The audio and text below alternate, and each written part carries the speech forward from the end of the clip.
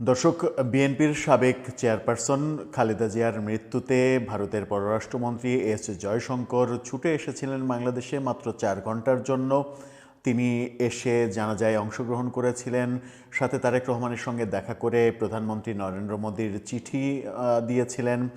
এবং নরেন্দ্র মোদীর চিঠির যে ভাষা, তারেক রহমানের নেতৃত্বে বাংলাদেশের সঙ্গে ভারতের নতুন সম্পর্কের নতুন দিগন্ত সূচনার যে প্রত্যাশা, সেই প্রত্যাশা এক ধরনের ইঙ্গিত দিয়েছিল যে আওয়ামী লীগের বিকল্প হিসেবে ভারত এই মুহূর্তে বিএনপির ওপরে আস্থা রাখতে চাইছে এবং সেটা স্পষ্ট থেকে স্পষ্টতর হচ্ছিল।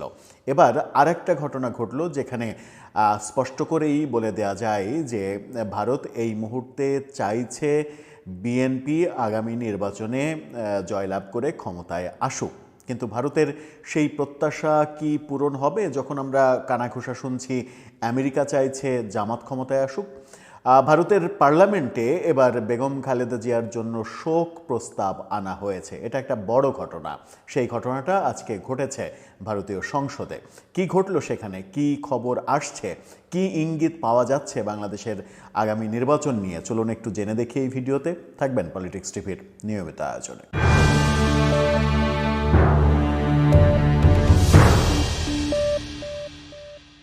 দর্শক, বলছিলাম বেগম খালেদা জিয়ার শোক প্রস্তাব নিয়েছে ভারতীয় পার্লামেন্ট। এই ঘটনাটা ইঙ্গিত দেয় যে ভারত বিএনপির ওপরে নির্ভর করতে চাইছে।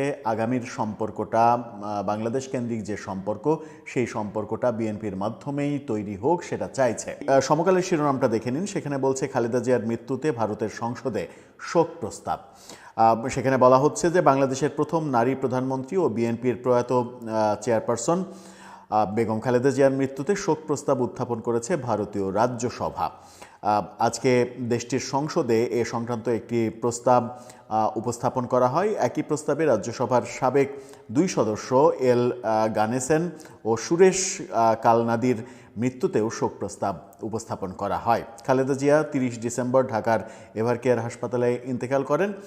তার প্রতি শেষ শ্রদ্ধা জানাতে ভারতের পররাষ্ট্রমন্ত্রী এস জয়শঙ্কর এসেছিলেন, সেই কথাও তারা বলছে।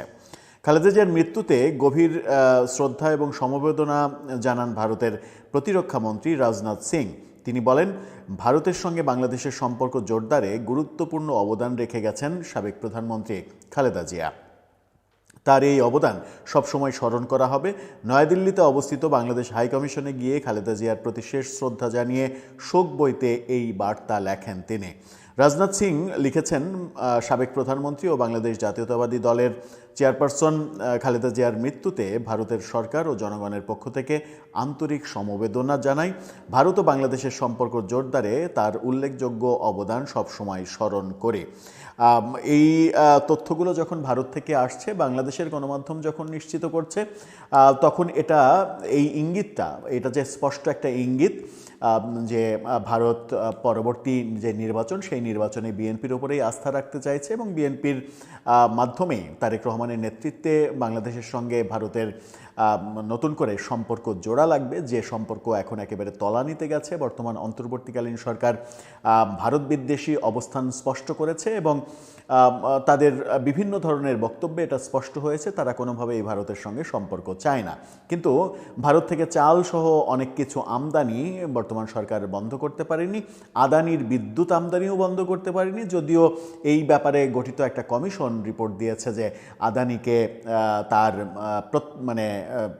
যে মূল্য, সেই মূল্যের চাইতে অনেক বেশি টাকা নাকি বাংলাদেশ দিচ্ছে, সেরকম ভয়াবহ চুক্তি শেখ হাসিনা সরকার করেছে। কিন্তু সেই চুক্তি বর্তমান সরকারকে বাতিল করতে আমরা দেখিনি, এমনকি কোনো চুক্তি ভারতের সঙ্গে বাতিল হওয়ার ঘটনা আমরা দেখিনি। কিন্তু বিগত সরকারের বিরুদ্ধে অনেক অভিযোগ আমরা শুনছি যে বাংলাদেশ ধ্বংস করা, বাংলাদেশ বিক্রি করে দেওয়ার বহু চুক্তি ভারতের সঙ্গে তারা করেছিল। কিন্তু এখন পর্যন্ত সেরকম চুক্তির কোনো দলিল আমরা প্রকাশ করতে দেখিনি এই সরকারকে। যে কথা বলছিলাম, যে ইঙ্গিতের কথা, ভারত একটা ইঙ্গিত দিচ্ছে, বিএনপিকে কেন্দ্র করে একটা ইঙ্গিত দিচ্ছে। ভারত এই ইঙ্গিতটা যখন দিচ্ছে, তখন ওয়াশিংটন পোস্টের সেই রিপোর্ট, মার্কিন কূটনীতিবিদের অডিও ফাঁস এবং সেখানে প্রকাশ হওয়া যে জামাতের সঙ্গে আমেরিকা বন্ধুত্ব করতে চাইছে, সেটা কিন্তু একটা বড় বার্তা।